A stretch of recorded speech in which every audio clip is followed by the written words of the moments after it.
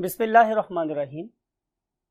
My dear students, I am Shahzad Wahid or I am teaching you very first chapter of biology, that is introduction. और आज हम एक बहुत vital topic पढ़ रहे हैं जिसमें हम डेफिनेटली अपने सब्जेक्ट की कॉन्ट्रीब्यूशंस को सल्यूट करेंगे, उसे ऑनर देंगे, उन तमाम खिदमात को जो बायोलॉजी इस भूखी नंगी आवाम के लिए दे रही। ये वर्ड मैंने डेलिबरेटली जान के यूज़ किया है क्योंकि हमारे एक बहुत कदावर पॉलिटिशियन है, उनका एक बड़ा मशहूर नारा था, रोटी कपड़ा और मकान। ये रोटी कपड़ा और मकान वो तो शायद हमें नहीं दे सके, लेकिन अगर हम बायोलॉजी के साथ सिंसियर होकर काम करें तो ये सब्जेक्ट ज़रूर हमें रोटी भी, कपड़ा भी, मकान भी और यहाँ तक के सेहत भी दे सकता है। तो आए हम इसी सब्जेक्ट की कॉन्ट्रीब्यूशंस को स्टडी करने के लिए वाइट बोर्ड पे मूव करते हैं। Yes, my dear students, as I have introduced कि आज हमारा टॉपिक है services of biology to the Mankind.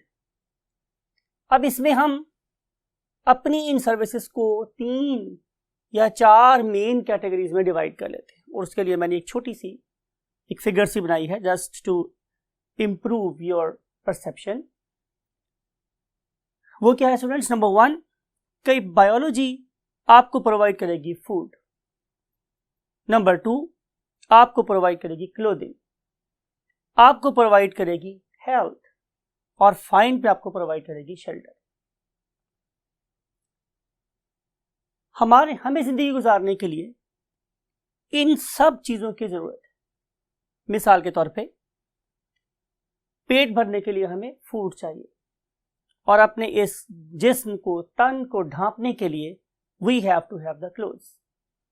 And अगर ये दोनों चीजें मेरे पास हैं लेकिन मैं हेल्दी नहीं हूं तो डेफिनेटली सब चीजें यूजलेस है। तो मुझे हेल्दी बनाने में या मुझे हेल्दी रखने में या जब मैं बीमार हो जाऊं तो मुझे हेल्थ को रिटेन करवाने में, रीगेन करवाने में जो चीज़ कंट्रीब्यूट कर रही है डेफिनेटली वो हमारी बायोलॉजी। और एंड पे मुझे शेल्टर चाहिए, मुझे रहने के लिए जगह चाहिए, राइट। तो ये सारी की सारी चीज़ें मुझे कौन ऑफर कर रही है अपनी बेस्ट फॉर्म में? Definitely biology, right. So biology is basically serving us to provide food, in providing what? Clothes, in providing the best of our health and then the best of the shelter, right? अगर आप simple अपने आप की बात ना भी करें, बायोनिज्म की बात भी करें तो बेसिकली एप्लीकेशन में नजर आएगी किस चीज की? बायोलॉजिकल प्रोसेसेस की, जो उन्हें क्या प्रोवाइड कर रहे हैं? Shelter. So let's move to the very first topic. हम सिर्फ इनमें से एक टॉपिक डिस्कस करेंगे आज और वो टॉपिक क्या है students? Food, right. So let's move to the next part of the board. इसके लिए भी मैंने एक टेबल ऑलरेडी बना के रखा हुआ है। You can see over here कि ये मेरे पास फूड है और ये फूड हम 4 तरीके से एनहांस कर सकते हैं या 4 डिफरेंट लेवल पे हम इसी प्रोडक्शन को एनहांस कर सकते हैं। जब मैं बात करता हूं प्रोडक्शन की, इसका मतलब ये है कि फूड मेरे मुंह तक मीन्स एंड कंज्यूमर तक कितनी पहुंच रही है। तो इसलिए मैंने बिल्कुल स्टार्ट से इस बात को शुरू किया। वो क्या थी स्टूडेंट्स? सॉइल।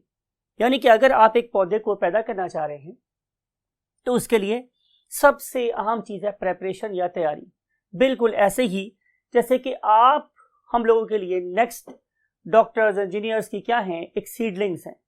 अगर हम आपको अच्छा एनवायरनमेंट देंगे तो डेफिनेटली आप एक अच्छा ट्री साबित होगी। सिमिलरली अगर मैं एक अच्छी क्रॉप लेना चाह रहा हूं तो सबसे पहला स्टेप ये है कि मेरी सॉइल अच्छी प्रिपेयर हो। अब हम करते क्या हैं? Being the students of biology, being the agriculture specialist, being the soil specialist, हम डिफरेंट एरियाज में जा सकते हैं और उन पर्टिकुलर खेतों में से क्या कर सकते हैं? सैंपलिंग कर सकते हैं। सैंपल करने के बाद हम उसे लैब में जाके टेस्ट करेंगे। फॉर क्यों टेस्ट कर रहे हैं? For this very thing we call it as what? Mineral and soil, right. आपको ये बात पता है कि अगर आप लोगों की सॉइल में मैग्नीशियम की क्वांटिटी कम हुई तो क्लोरोफिल नहीं बनेगा, नाइट्रोजन की क्वांटिटी कम हुई तो आप लोगों की फसल रिटार्डेड रह जाएगी, under you can say rated रह जाएगी, और अगर आप लोगों के पास फास्फोरस ना हुई तो आप लोगों की रूट्स नहीं बनेगी। तो इन सारी की सारी चीज़ों को हम इवेलुएट करते हैं कि whether this particular soil is fit for the growth of the new generation of the plants और नॉट। अगर इसमें किसी चीज़ की डेफिशिएंसी हो तो we recommend a particular amount of that very mineral and salt per unit per acre, और जो भी एक यूनिट उस इलाके में अप्लाई हो रहा होता है। सो वी वांट टू से कि जो यहाँ पे मोस्ट इंपॉर्टेंट चीज़ है वो क्या है, मिनरल। फिर हम अगले फार्मर को ये भी बताते हैं कि आपकी सॉइल में मॉइस्चर लेवल कितना है, वाटर कितना है, आप इसमें कौन सी फसल काश्त कर रहे हैं, उस फसल के लिहाज से आप लोगों की सॉइल में वाटर कंटेंट कितना होना चाहिए, राइट। ये सब चीजें सेट करने के बाद, रिकमेंडेशन देने के बाद, सो बीइंग एग्रीकल्चर स्पेशलिस्ट हम सेटिस्फाई हो जाते हैं कि हमने अपने एंड यूजर बीइंग फार्मर की को बेस्ट सर्विसेज प्रोवाइड कर दी। Now it is up to the farmer कि वो हमारी रिकमेंडेशंस को कैसे ओबे करता है। We are not the enemies, although हमारे यहाँ ये बड़ा कल्चर है जनाब, उन्होंने की पता है, हमारे पास नस्लों का तजुर्बा है, बट एजुकेशन, इल्म, ये सबसे बड़ी ताकत है, राइट। अगर आपको एक स्पेशलिस्ट, एक ऐसा पर्सन जो शायद 20 और 30 साल के एक्सपीरियंस के बाद और उन 150 साल की बुक्स पढ़ने के बाद आपके सामने खड़ा हो, उस एक्सपीरियंस आपसे भी ज्यादा हो, राइट। तो जब हम उसको ये रिकमेंड कर रहे हैं तो उसे चाहिए, फार्मर को ये चाहिए कि वो हमारी रिकमेंडेड डोज ही हमारी सॉइल में इंट्रोड्यूस करें, because excess of everything is bad. अगर आप उसको अपनी क्वांटिटी से ज्यादा ऐड कर दोगे तो डेफिनेटली मोस्ट इंपॉर्टेंट थिंग जिससे मैं क्या बोलता हूँ, water, it will bind with the, you can say, minerals and salts, and it will not be available to the plant, so plant will never grow. So लालच नहीं करना चाहिए, हम जितनी चीज रिकमेंड कर रहे हैं उतनी ही चीज सॉइल में डालनी चाहिए, राइट। अगली बात करते हैं, क्या ऐसा मुमकिन है हमारे पास कि मैं सॉइल को यूज ना करूं लेकिन सॉइल के सोर्स यानी मिनरल और वाटर की बात कर रहा हूं, मैं उसको यूज कर लूं और वाटर को यूज करूं और पौधों को उगा लूं? तो आंसर इज यस। हमने इस पर ट्राई किया, हम लोगों ने कंटेनर्स बनाए, उन कंटेनर्स में हम लोगों ने वाटर और मिनरल सॉल्ट का मिक्सचर ऐड किया, और मिक्सचर ऐड करने के बाद उसमें हम लोगों ने प्लांट्स को ग्रो करना शुरू कर दिया। हमने देखा कि हम सिर्फ और सिर्फ ये दो इसेंशियल चीजें means water, minerals and salts दे के हम प्लांट्स को वाटर में भी ग्रो करवा सकते हैं, लेकिन जरूरत इस बात की है कि मैं उस वाटर को वेल एरेटेड रखूं, राइट। इससे भी हम सॉइल के बगैर भी पौधों को ग्रो करवा सकते हैं। तो क्या ये लाइफ में कहीं अप्लाई हो रहा है? तो आंसर इज यस। दुनिया में बहुत से ऐसे कंट्रीज हैं, खासतौर पर जिन मुल्कों के पास लैंड कम है, फॉर एग्जांपल जापान, उन लोगों के पास जो अमाउंट ऑफ लैंड है वो काफ़ी कम है, तो वो क्या करती हैं, वो इसी टेक्निक को यूज़ करते हैं और अपने घरों के अंदर भी सब्जियों को उगा लेते हैं, just providing these two things. अब इस टेक्नोलॉजी को इंटरनेशनली कहाँ यूज़ किया जा रहा है? इन एस्ट्रोनॉट्स यूज़ करते हैं अपने स्पेस स्टेशंस में to grow there what foods. तो ये हुई बात हमारी सॉइल के बारे में और सॉइल के एलिमेंट्स के बारे में। अगली बात यह आ जाती है स्टूडेंट्स कि हम अपने फार्मर के और बेटर फ्रेंड बन के जाहिर होते हैं। नॉट ओनली हम उनको सॉइल प्रिपेयर करके देते हैं, बल्कि हम लोग उनको सीड भी सेलेक्ट करके देते हैं।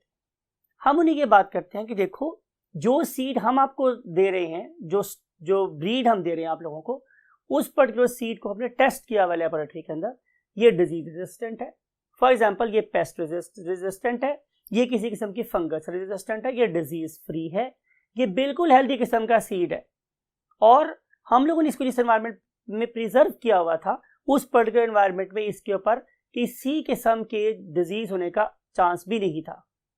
तो आप उस पर्टिकुलर चीज को मत उगाएं जो आपने प्रिजर्व की थी, जो सही प्रिजर्व भी नहीं हुई और मुमकिन है कि वो उगेगी ना। सो टू इंक्रीज द पर एकड़ यील्ड, हम लोग क्या करते हैं कि हम उन्हें सीड भी खुद सिलेक्ट करके देते हैं, राइट, कि आपने सीड कौन सा इस्तेमाल करना है और ये वाला सीड किन बेस्ट कंडीशंस में डेवलप होगा। ये वाले काम करने के बाद अब हम उम्मीद करते हैं कि चूंकि हमारी सॉइल भी बेस्ट प्रिपेयर्ड थी, हमारा सीड भी बेस्ट सेलेक्टेड सीड था, तो अब क्या होना चाहिए, डेफिनेटली अब हमारी जो पर एकड़ यील्ड है वो बढ़नी चाहिए। अब हम किस स्टेज पर आ गए हैं कि जब हमने सीड को जमीन में सो किया तो अब उनमें से सीडिंग्स निकल आए। जब ये सीडिंग निकल रही हैं तो ये मुख्तलिफ स्टेजेस से गुजरेंगे। मिसाल के तौर पे ये पहले छोटा सा पौधा होगा, फिर ये बड़ा पौधा आएगा, बन जाएगा, फिर इसके ऊपर फूल लगेंगे और फिर फूल से आगे हमारी प्रोडक्ट ऑब्टेन होगी, जो कपड़ा भी हो सकता, कपड़े के लिए कॉटन भी हो सकती है, वो मेरी डायरेक्ट फूड भी हो सकती है। तो मैंने क्या करना था कि मैंने पर एकड़ यील्ड को इंक्रीज करना था। तो मैंने क्या किया, I was a crude farmer. मैंने पहले ओल्ड मेथड यूज किए to make what, new plants, new varieties of the plants in the terms of what, better yield.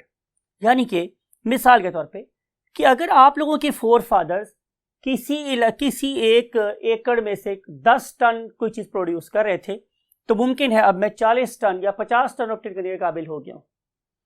इस प्रोसेस में मेरी दो चीजों ने बहुत हेल्प की है। एक, मेरे प्रीवियस एक्सपीरियंस ने, मेरे फोर फादर्स क्या करते थे कि वो हमेशा दो ऐसे प्लांट्स को आपस में क्रॉस करवाते थे कि जो ज्यादा हेल्दी होते थे, और हर नस्ल में से हमेशा हेल्दी ऑर्गेनिज्म को क्रॉस कराने से अगली नस्ल पिछली नस्ल से क्या होती चली गई, हेल्दी होती चली गई। इसे हम नाम देते हैं व्हाट, सिलेक्टिव ब्रीडिंग। तो हर नस्ल पिछली नस्ल से मुझे ज्यादा पैदावार दे रही थी ड्यू टू सेलेक्टिव ब्रीडिंग। मैं हमेशा उस प्लांट से क्या लेता था, पोलन ग्रेन्स, जो हेल्दी होता था, जिसके दाने ज्यादा होते थे, जिसका सिट्टा बड़ा होता था, और फिर मैं उसको डस्ट कर देता था on the stigma of the other plant, right. वो भी क्या होता था, हेल्दी। तो जब एक हेल्दी मेल गैमेट किसी हेल्दी फीमेल गैमेट से मिलेगा तो जाहिर है उसे प्रोड्यूस होने वाला जाइगोट और ज्यादा हेल्दी होगा। तो इस तरीके से सिलेक्टिव ब्रीडिंग करके हम लोगों ने नई वैरायटी प्रोड्यूस कर ली। लेकिन माय डियर स्टूडेंट्स, ये एक बहुत स्लो प्रोसेस था। अल्लाह ताला ने हमें एक टूल दिया जिसे मैंने यहाँ पे लिखा हुआ है GE के नाम से, and we call it as genetic engineering. हमने उस पर्टिकुलर टूल को यूज करते हुए वो वाले काम जो हमारे फोर फादर्स सदियों में किया करते थे, हम लोगों ने एक जनरेशन 2 जनरेशन में कर लिए।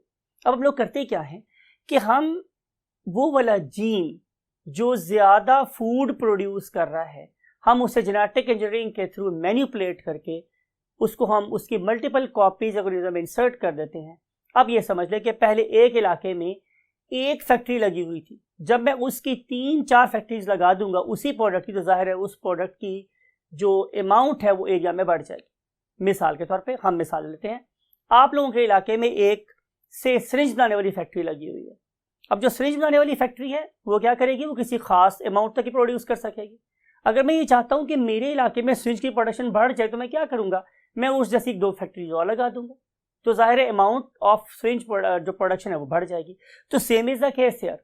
इस वाले केस में भी मैंने एक प्लांट में स्टार्च मैन्युफैक्चरिंग जीन्स की कॉपीज बढ़ा दी, तो जितनी मैं कॉपीज बढ़ा दूंगा उतनी ही समझ लें फैक्ट्री ज्यादा लग जाएंगी और पर एकड़ यील्ड भी उतनी ज्यादा हो जाएगी।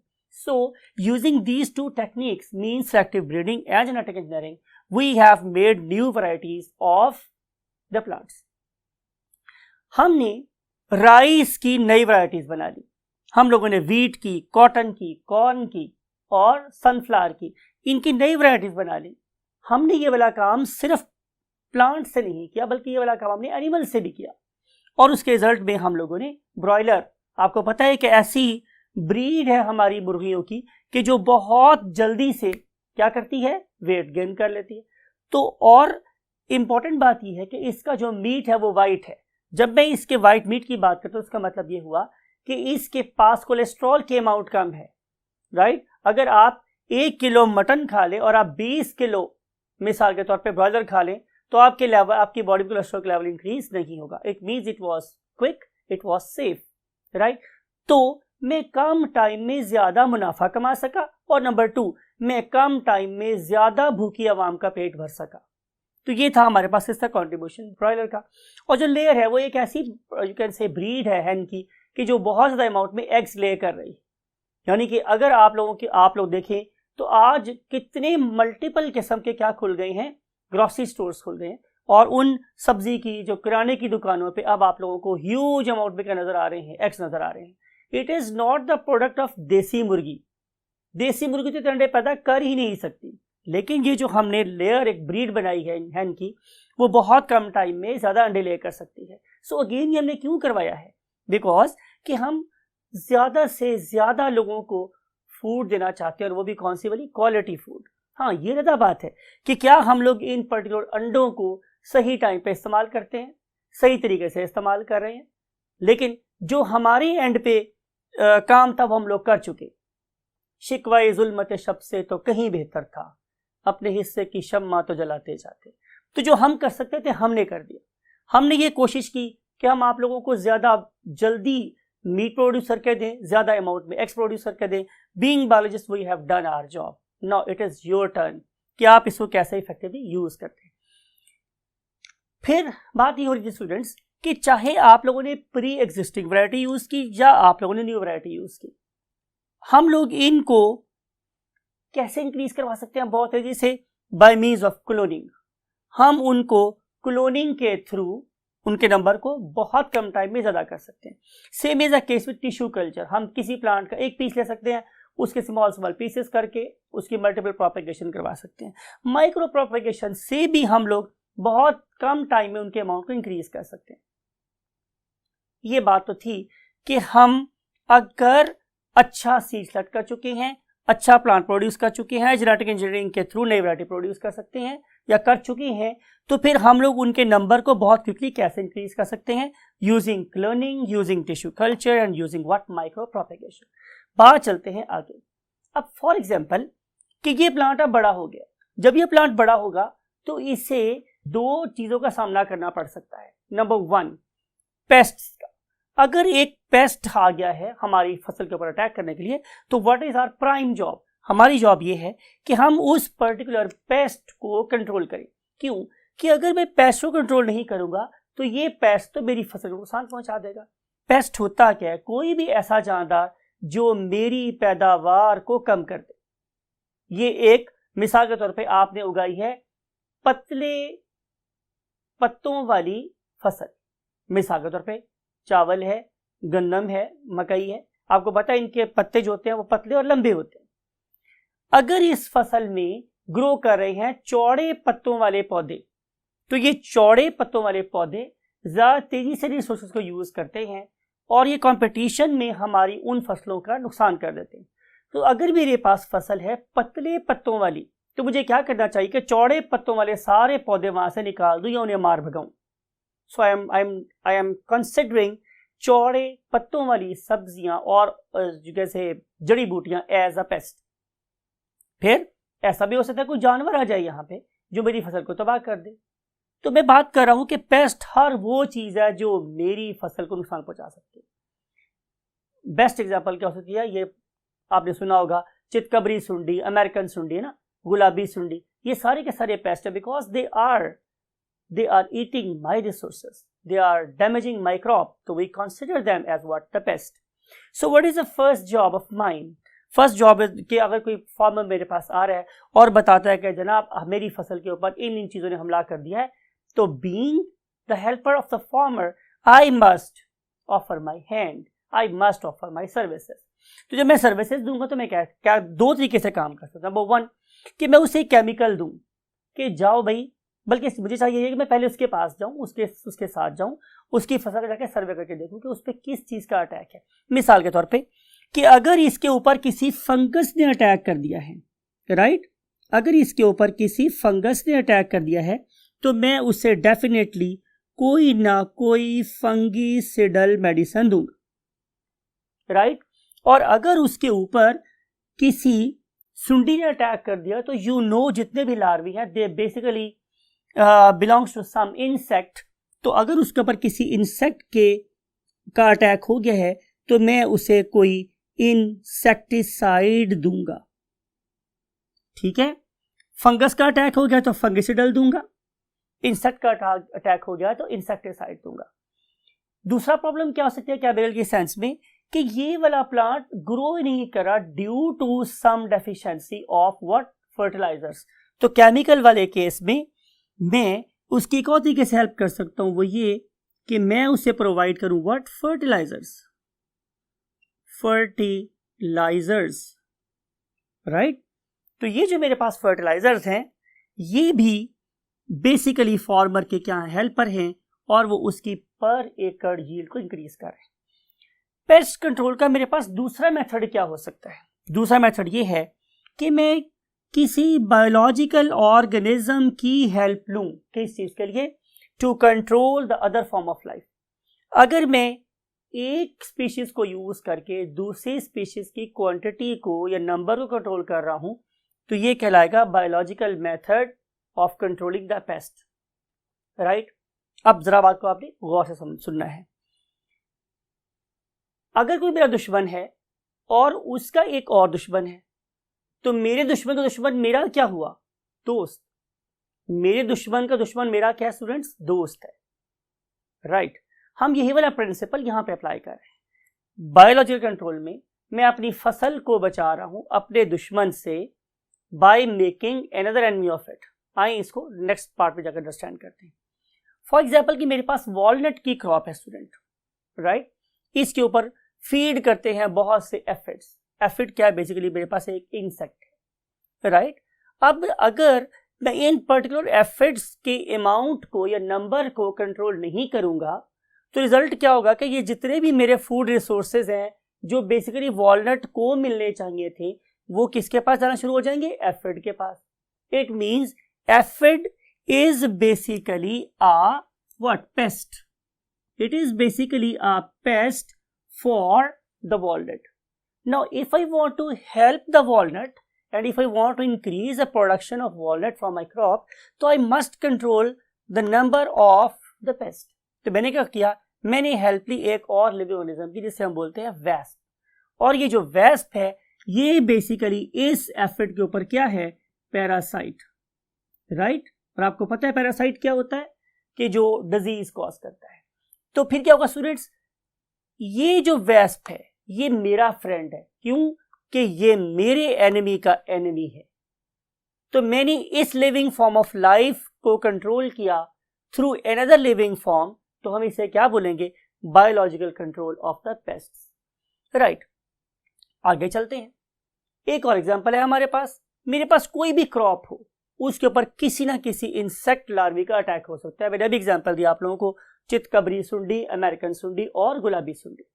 इनमें से जब भी किसी लार्वी का या सुंडी का अटैक होगा तो मैं अपने एक और फ्रेंड को बुलाऊंगा। क्यों मैं इसे फ्रेंड बोल रहा हूं, हालांकि मेरा फ्रेंड नहीं है, लेकिन मैं इसे क्यों फ्रेंड बोल रहा हूं, बिकॉज कि ये इसका एनिमी है। And that very organism is a bacterium. BT is basically a bacterium और इस बैक्टीरियम का नाम है बैसिलस thuringiensis, राइट। और इसे हम प्यार से बीटी कहते हैं। ये जो बैसिलस thuringiensis है ये जब भी जाएगा लार्वी के इंटेस्टाइन में तो उसके सेल्स की लाइसिस कर देगा, उसके सेल्स को फाड़ देगा, बिकॉज कि स्पेशल किस्म की आईसीपीज बनाते हैं, इन इंट्रासेलुलर प्रोटीन्स बनाते हैं जो उनके सेल्स को फाड़ डालते हैं, राइट। तो कहने का मकसद ये हुआ कि अब भी मैंने एक फॉर्म ऑफ लाइफ को दूसरी फॉर्म ऑफ लाइफ को कंट्रोल करने में यूज किया है। तो ये भी क्या एग्जांपल होगी बायोलॉजिकल कंट्रोल की। अब जरा हम आज के लेक्चर की आखिरी बात कर रहे हैं। वो आखिरी बात स्टूडेंट्स क्या है, उसे हम बोलते हैं IDM। IDM it stands for integrated disease management, right. Integrated disease management, right. अब इस वाले काम में आप जरा गौर से देखें, right from the beginning, right, यानी कि आप सॉइल से लेकर देख लें एंड तक मेरी सारी की सारी एफर्ट्स किस लिए थी, जाहिर है इसलिए कि जो पैदावार है वो बढ़ जाए। मैंने हर उस बीमारी की दवा तलाश की या उसका इलाज तलाश किया कि जो जरूरी था टू इंक्रीज द पर एकड़ yield of the crop, right. तो मैं कहना ये चाह रहा हूं कि हम यही वाला काम किस पे कर रहे हैं, डिजीजेस के ऊपर भी कर रहे हैं। बात को दोबारा से एक और जाविये से देखते हैं। मेरा प्रॉब्लम क्या था कि मेरी 1 एकड़ में जो पैदावार है वो कम हो रही, तो मैंने हर वो कोशिश की कि जिसके जरिए से मैं अपनी पैदावार को इंक्रीज कर सकता था, right. It is called as integrated management. लेकिन फॉर एग्जांपल ये डिजीज है, कोई बंदा हमारे पास आ रहा है, उसको कोई प्रॉब्लम है, तो मैं हर कोशिश करूंगा। फॉर एग्जांपल मैं उसे लैब में भेजूंगा, मैं उससे टेस्ट करवाऊंगा, अगर एक्सरे की जरूरत है एक्सरे करवाऊंगा, अल्ट्रासाउंड की जरूरत होगी अल्ट्रासाउंड कराऊंगा, उससे एमआरआई की जरूरत है एमआरआई कराऊंगा, ठीक है। सारे टेस्ट देखने के बाद मैं उसे किसी डॉक्टर के पास भेजूंगा, वो डॉक्टर से बताएगा जनाब आप किसी खास डिपार्टमेंट में चले जाएं। वो खास डिपार्टमेंट के लोग फिर उसको अपने वे से देखेंगे।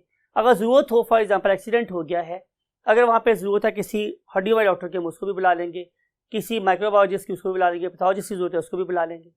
तो हम सारे के सारे मिलकर किसी एक डिजीज को मैनेज कर रहे होते हैं। When we combine our all efforts to cure a patient और टू क्योर अ डिसऑर्डर, तो we call it as integrated disease management.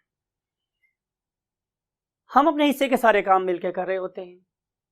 आप अपने हिस्से के सारे काम जरूर कीजिएगा और कोशिश करें कि आप अपनी इस लेवल पर मैक्सिमम मार्क्स को स्कोर करें, और इस चीज को अचीव करने के लिए अल्लाह आप लोगों की बहुत हेल्प करे। Till next lecture, take very good care of yourself and thank you for listening. Allah Hafiz.